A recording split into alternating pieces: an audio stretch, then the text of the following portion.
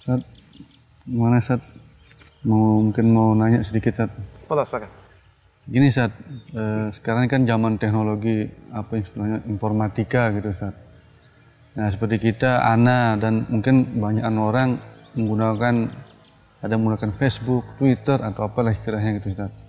Nah cuman kan di internet itu kan bermacam-macam gitu Sat. Artinya ada yang baik, ada yang jelek gitu Sat. Nah kadang-kadang kita mau cari yang baik cuman sempat ketemu yang jelek juga, akhirnya stop dulu coba gitu. Nah ini bagaimana menurut antum Ustaz? Artinya kiat menghadapinya gitu loh antum bagaimana gitu nasihat-nasihat antum? Ya barakallahu fikum. Alhamdulillah salatu wassalamu ala Rasulillah wa ala alihi wa ashabihi wa ala amma ba'du. Mungkin secara umum pertanyaan antum ya bisa kita rangkum dalam kiat menghadapi fitnah di akhir zaman gitu ya. Di zaman teknologi begitu maksudnya. Di zaman kecanggihan seperti yang ada saat ini yang memudahkan informasi sampai kepada kita, baik yang positif maupun yang negatif ya kan. Ya barakallahu fikum, tentu saja Islam sebagai agama yang sempurna petunjuknya, yang disyariatkan oleh Allah yang maha mengetahui yang dulu maupun yang akan datang sampai pun yang belum terjadi, telah mengingatkan kita akan fitnah-fitnah ini, sekaligus tentu menjelaskan dengan lengkap sempurna cara untuk mengatasinya agar kita tidak terpengaruh, ya kan? Rasulullah Shallallahu Alaihi Wasallam dalam sebuah hadis sahih riwayat Imam Muslim pernah bersabda, "Badiru bil a'mali fitanan kaqita'il lailil mudlimah yusbihur rajulu mu'minan wa yumsi kafiran wa yumsi mu'minan wa yusbihu kafiran yabi'u dinahu bi'aradin minad dunya." Hendaknya kalian segera dalam beramal. Perbanyak bekalmu dengan amal-amal kebaikan yang dengan itu kamu dekat dengan Allah supaya kamu dijaga. Bersegera dalam beramal sebelum kalian didahului dengan munculnya fitnah-fitnah di akhir zaman yang bentuknya seperti bagian-bagian malam yang sangat gelap. Ketika itu ada orang-orang yang di pagi hari dia masih beriman, sorenya dia telah menjadi kafir. Ada orang yang di sore hari dia masih beriman, paginya dia telah menjadi kafir. Karena dia menjual agamanya dengan salah satu dari perhiasan dunia. Na'udzubillahi min dzalik. Lihatlah fitnah. Ketika muncul tidak jelas karena seperti malam, gelap. Tetapi Allah Subhanahu wa taala memberikan kita solusi. Mengusahakan kedekatan dengan Allah sebelum kita menghadapi hal tersebut, ini penting. Itu diantara makna yang diisyaratkan dalam sabda Rasulullah SAW hadis sahih riwayat Tirmidzi ketika beliau bersabda kepada siapa? Anak paman beliau Abdullah ibnu Abbas radhiyallahu taala anhuma. Ihfazillaha yahfazka, ihfazillaha tajidhu tujahak. Jagalah batasan-batasan agama Allah supaya Allah menjagamu. Jagalah batasan-batasan syariat Allah, kamu akan dapati Allah selalu di hadapanmu, mudah menolongmu, selalu bersamamu, menjagamu dari segala keburukan.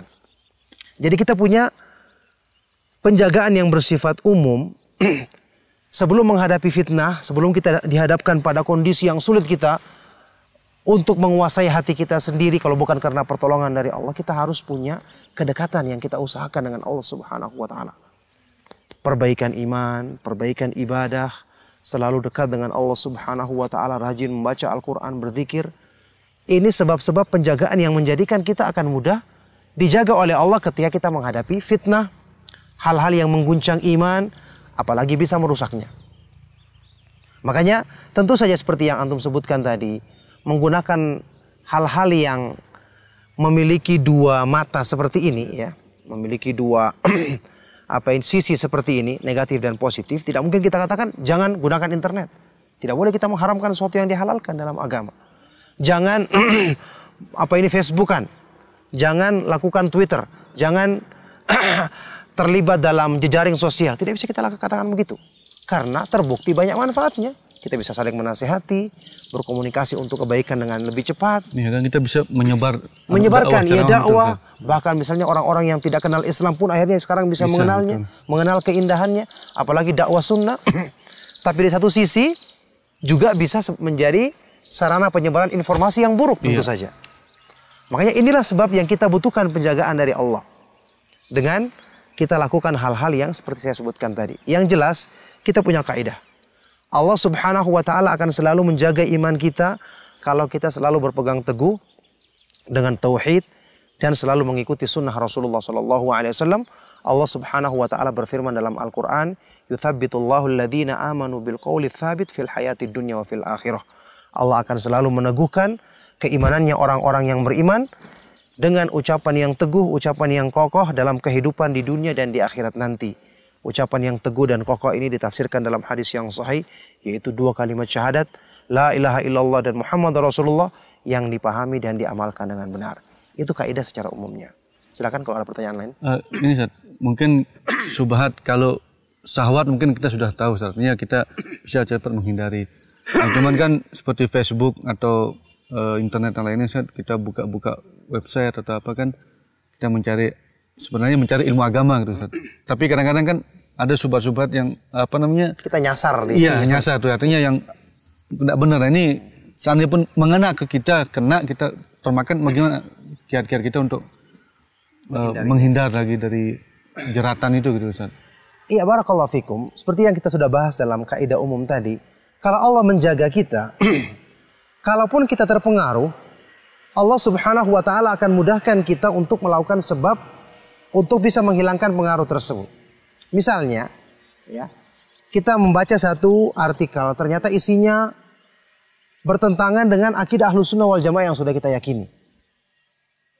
Segera kita bertanya, menghubungi ustadz yang kita kenal untuk menjelaskan masalah tersebut. Allah memerintahkan dalam Al-Quran, fas'alu ahla dzikri in kuntum la ta'lamun. Bertanya kepada orang yang berilmu kalau kamu tidak tahu. Rasulullah SAW bersabda, fa inna shifa'ul as-su'al. Sesungguhnya obat dari ketidaktahuan adalah bertanya. Itu hadisnya sahih. Membuka buku. Kalau itu berhubungan dengan syubhat penjelasan tentang ayat Al-Quran, alhamdulillah tafsir mesti menjelaskan penafsiran yang benar. Hadis-hadis Rasulullah SAW yang diselewengkan, mulai kita cari dulu hadisnya sahih apa tidak. Oh, ternyata mungkin hadisnya lemah, sudah tertolak secara asal. Atau hadisnya sahih. Kalau ada yang bertentangan, mesti dia akan menyelewengkan maknanya. Cari keterangannya dalam buku-buku yang kita miliki. Alhamdulillah ilmu itu disebut dengan dalil. Al-Quran dan Sunnah disebut dengan dalil kan. Dalil itu sesuai dengan namanya. Dalil itu adalah petunjuk. Rambu-rambu. Kita ikuti, tidak akan mungkin sesat. Orang yang sesat adalah orang yang menyimpang dari rambu. Iya kan? Makanya Ibnu Taimiyah rahimahullah ta'ala mengatakan, man faraqad dalil, dhallas sabil. Barang siapa yang menyelisihi dalil, maka dia akan sesat jalannya. Kalau kita kembali kepada dalil, kita kembali kepada petunjuk. Makanya ilmu, ya, dengan izin Allah Subhanahu wa taala membimbing kita kepada jalan keselamatan. Ali bin Abi Thalib radhiyallahu taala anhu mensifati penuntut ilmu dengan muta'allimun ala sabilin najah. Orang yang belajar ilmu yang dia selalu berjalan di atas jalan keselamatan. Ini cara untuk menyelamatkan diri kita dari rincian fitnah yang ada, syubhat maupun syahwat. Nah, fadhal silakan. Jadi dalam internet menurut antum tadi yang Anda tangkap, Ustaz, bahwa boleh-boleh saja, silakan selama tujuan kita baik dan menghindari dari hal-hal itu. Hal-hal gitu, yang buruk, ya. Nah, jadi karena kan banyak website atau artikel-artikel yang mungkin website itu bagus tapi mungkin ceroboh gitu, tidak tidak difilter sehingga tidak disaring dengan baik. Yang itu. Seperti itu. Hal-hal yang seperti ini yang akan Allah Subhanahu wa taala jaga kita darinya sebagai bukti, sebagai bentuk taufik yang Allah Subhanahu wa taala berikan kepada hamba ini. Antum ingat ada pernah hadis yang sahih riwayat Imam Bukhari tentang salah satu gambaran bagaimana Allah menjaga hamba yang telah dicintainya, iya kan? Kuntu sam'ahu alladhi yasma'u bihi, aku akan membimbingnya dalam pendengarannya. Basarahu alladhi yubsiru bihi, aku akan membimbingnya dalam penglihatannya. Jadi penglihatan kita pun dijaga oleh Allah Subhanahu wa taala agar tidak termakan atau menjadi sebab apa yang kita baca bisa merusak keimanan kita. Maka semoga Allah Subhanahu wa taala mudahkan kita dan kaum muslimin untuk dijaga dengan penjagaan yang sempurna dan dimudahkan bagi kita taufik untuk selalu mengusahakan kedekatan dengan Allah Subhanahu wa taala, berusaha untuk menjaga batasan syariatnya agar kita dijaga oleh Allah Subhanahu wa taala. Saya pikir cukup. Ya, sallallahu alaihi wasallam, alhamdulillahirabbil alamin. Wassalamualaikum warahmatullahi wabarakatuh.